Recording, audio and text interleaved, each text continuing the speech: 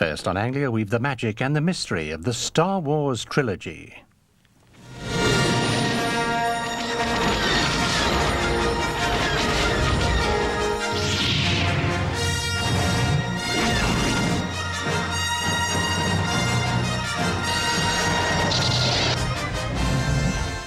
Join us tonight in a celebration of the 20th anniversary of Star Wars.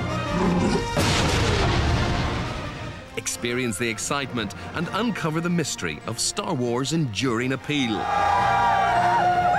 See the magic behind the special edition and discover its world of remastered sound and state-of-the-art special effects. Look, Jabba, even I get bored sometimes.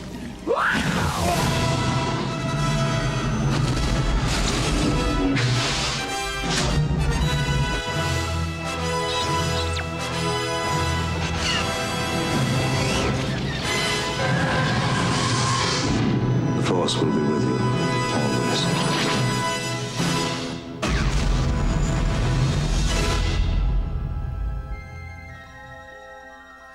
When was the last time you queued up to see a film? Actually queued because you wanted to. For me, it was 20 years ago. The year was 1977. The film was Star Wars. At the time, there was nothing quite like it. The spectacle, the sounds, the story. The Star Wars trilogy has now spanned 2 generations of cinema goers and has become more popular today than ever. In this programme, we'll try to figure out just what it is about the tale that has kept it so fresh. We'll examine the journey it took to bring these classic adventures back to the big screen and share in the magic and mystery behind the special edition releases of Star Wars, The Empire Strikes Back and Return of the Jedi. Queues around the block, cinemas open 24 hours a day to cope with the demand.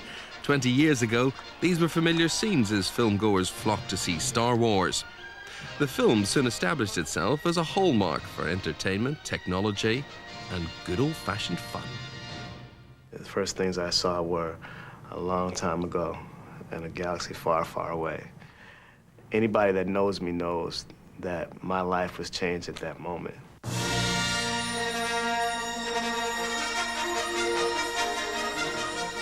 I went to the showing at the Academy with my young son.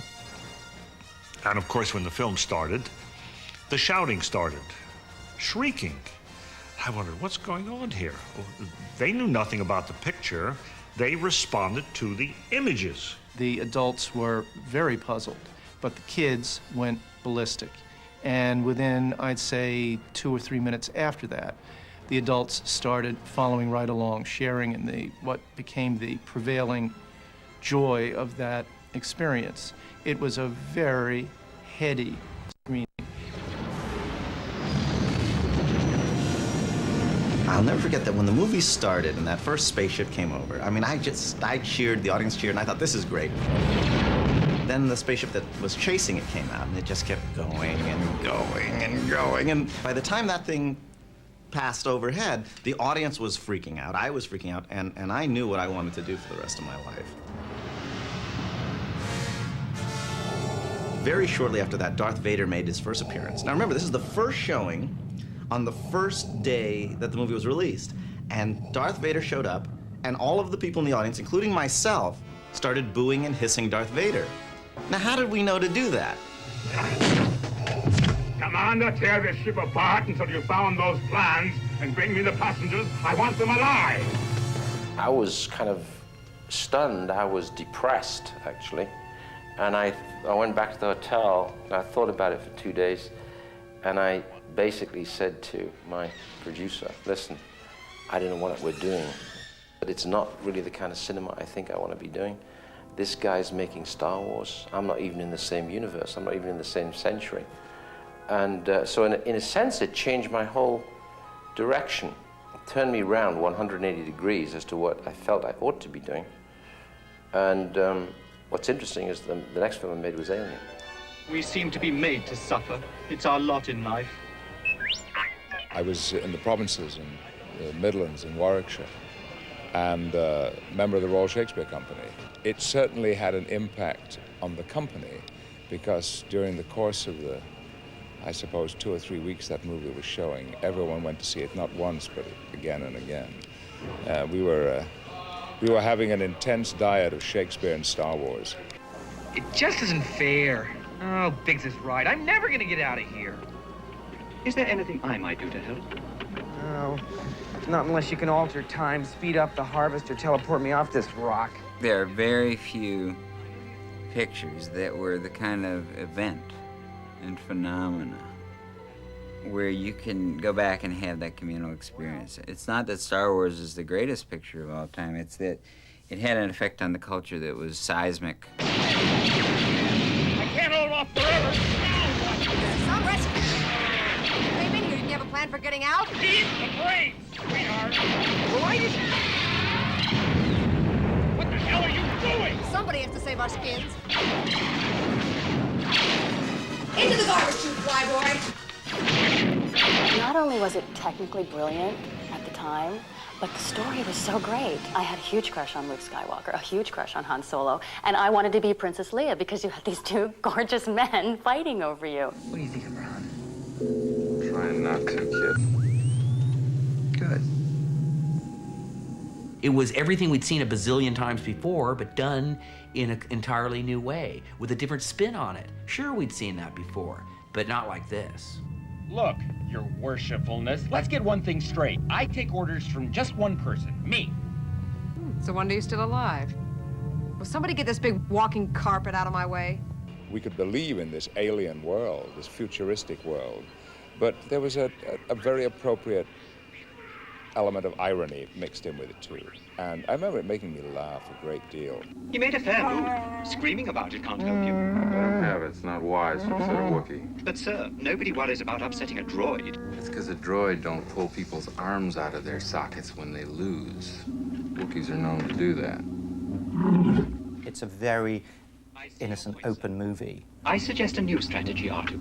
Let the Wookiee win. It has all the philosophies and the thoughts of the characters, and there are concepts there. But basically, it's a simple story, magically told. What should R2 and I do if we're discovered here? Lock the door. And hope they don't have blasters. That isn't very reassuring. As soon as the movie was over, we both just agreed. It was one of those sort of non-communications.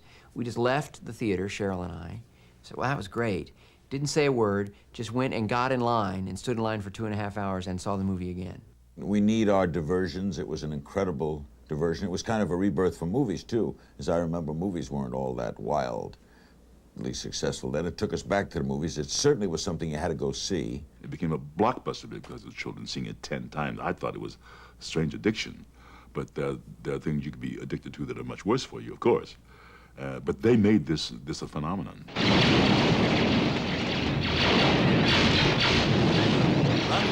Run. We had a pirate, and we had a wizard, and we had a farm boy and a princess, and we had bickering robots, and I thought, what's not to like? This thing's gonna be bigger than Planet of the Apes.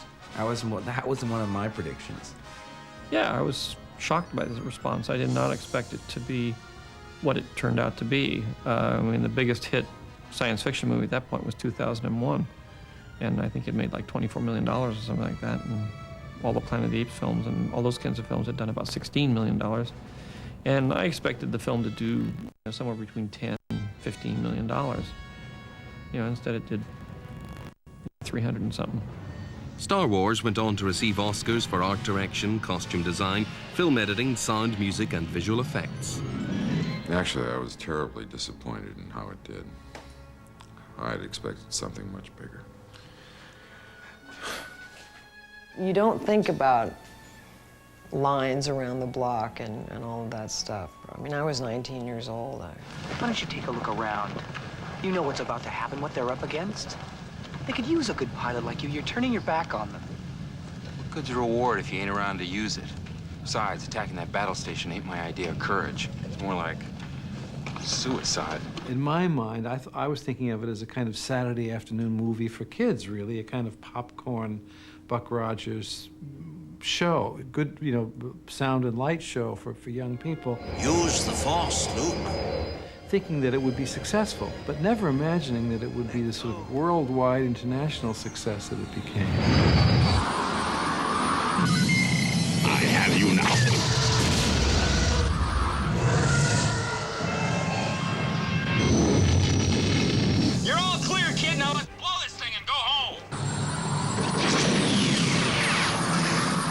I would like to be taken back to that Saturday night at the Regal Cinema, Leamington Spa, 20 years ago, and have all of that same excitement and naivety and innocence reawakened.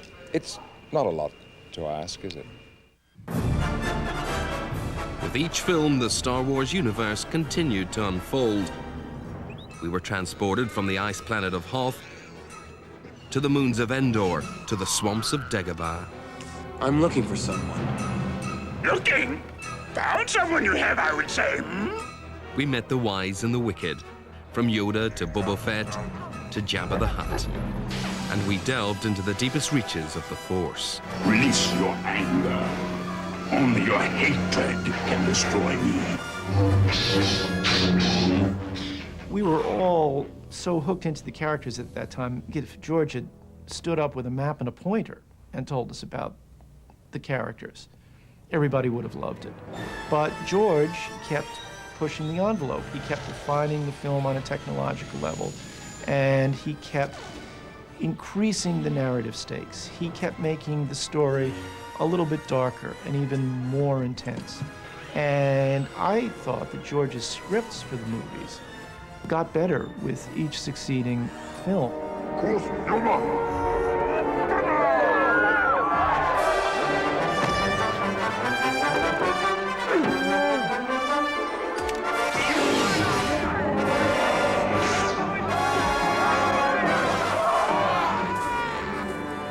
All the images in all three movies for George are very much about butting up mechanical images against natural images, because that's the battle that's going on in the whole saga.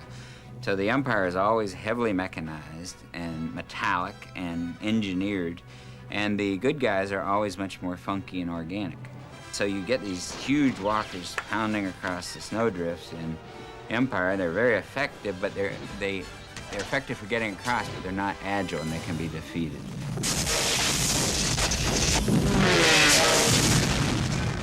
The first one had a great climax. Everybody was just so happy, and, you know, medals were bestowed. How was I going to end this thing and not make you feel like, wait a minute, what happens here? There's no ending.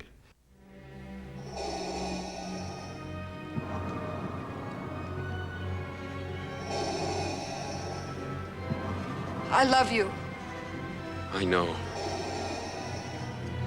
I just accepted it as a second movement, or let's say the second act of a three-act play, and just simply depended on the characters and on the way the story was told to make you feel satisfied that you had seen some sort of closure, but wanted to see more. It says, this is a continuing story.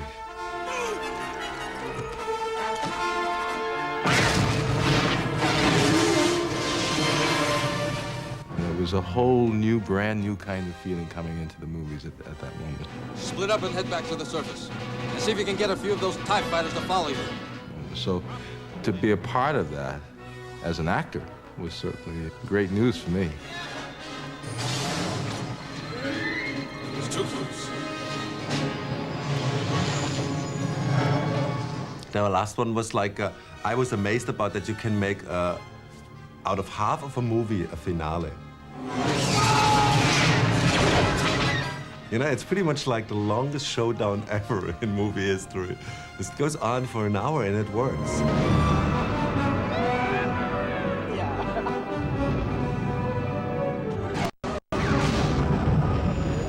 Let's go out with something really hot for these folks. A big hit out of '77.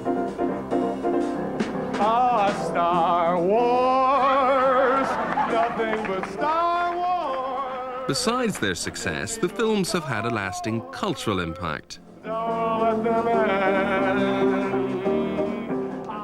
with parody being one of the most sincere forms of praise.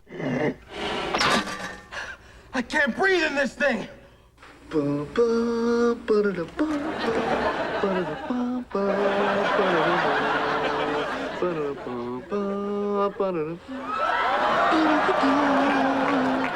Okay, here we go. Marge, you're as pretty as Princess Leia and as smart as Yoda. Oh, Homer.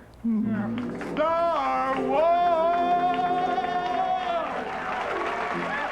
Join us after the break when we'll be exploring the power of the Force.